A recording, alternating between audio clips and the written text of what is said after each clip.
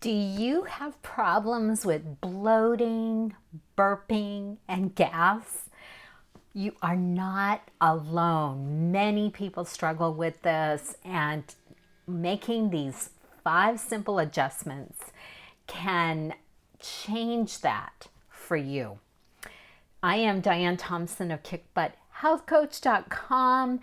Subscribe for health tips that will help you get to and stay at a healthy weight without starving or killing yourself with strenuous exercise and other health tips as well. So let's talk about it. How can you improve your digestion? Because everything starts with digestion, your weight, your health, all of it. If you don't get this right, nothing else is going to be right. Most people never start here. It's oftentimes the last thing that they ever try to work on. So there's a lot of things that can get in the way of you having good digestion. So being able to identify what those are and making some little tweaks, and sometimes some big tweaks, will really make it easier for you to enjoy better health and even a lower weight in many cases. So let's talk about my 5 top tips. The third one is probably the most critical one. It's one that I often struggle with as well. So even though I am a health coach and a registered dietitian, doesn't mean I'm perfect. I'm on the same journey as most of my clients are. I'm just a few steps ahead of them. So one of my first tips, and this is so easy. Most of these tips really don't cost anything at all. They just require a little bit of knowledge and then a commitment and a decision to make the change. So the first one is make sure you're drinking enough water.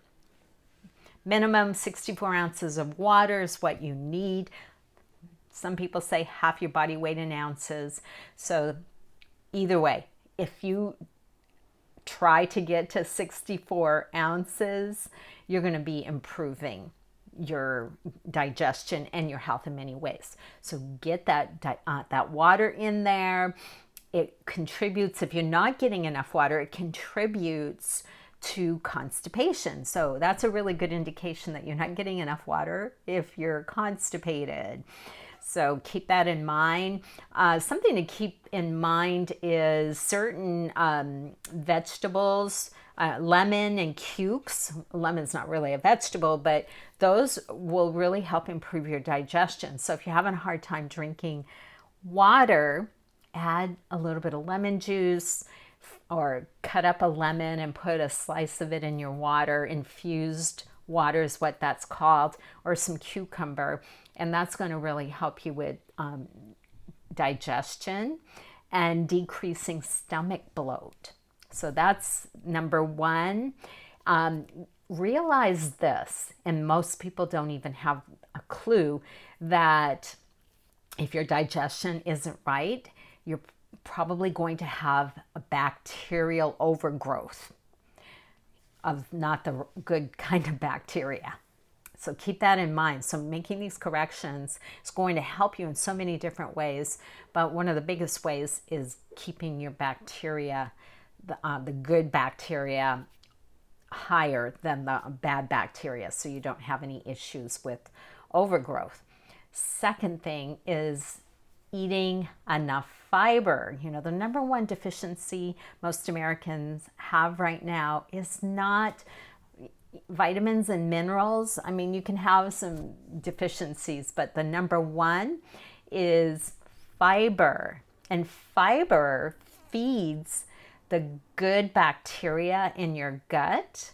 So that's going to be a really beneficial thing.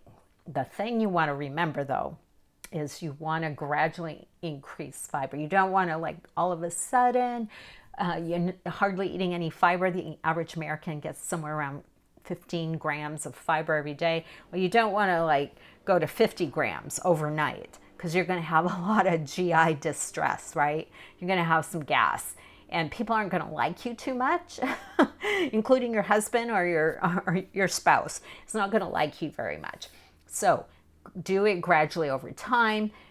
Add a little bit of fiber to each of your meals. Oatmeal's a great way to start your day. Make sure it's organic, however, and make sure you have some fiber. If you're going to start eating beans and you haven't been eating them, add a little bit to your salad and gradually increase over time. And your body's going to speak to you. It's going to tell you when you're getting too much or not.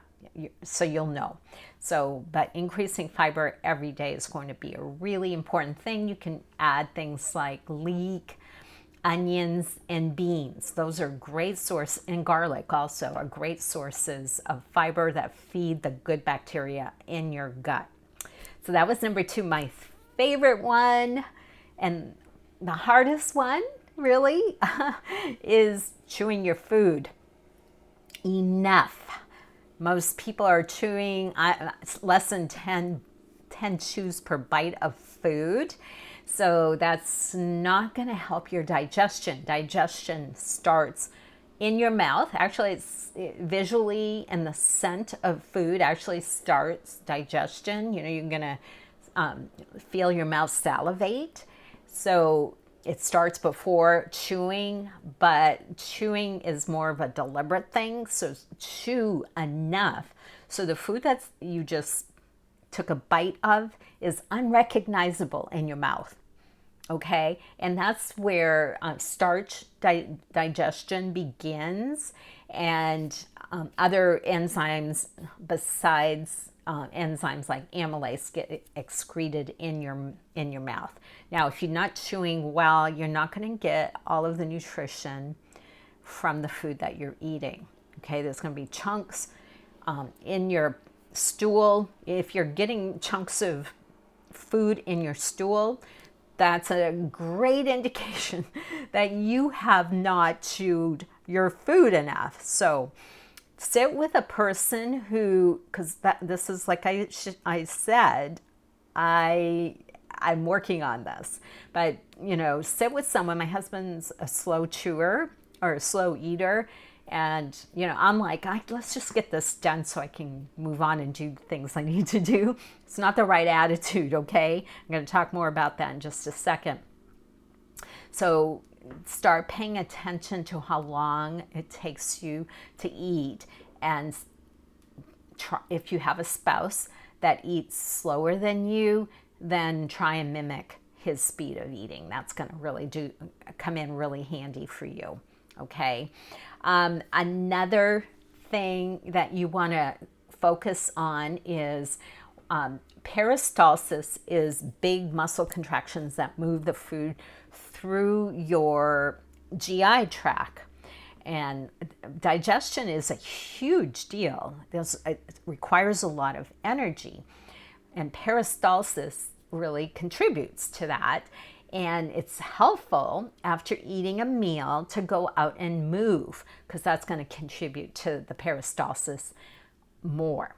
So keep that in mind. It also, it'll signify that you're done with eating, and get out of the kitchen. Sometimes if you're around the food still, you still want to eat, right?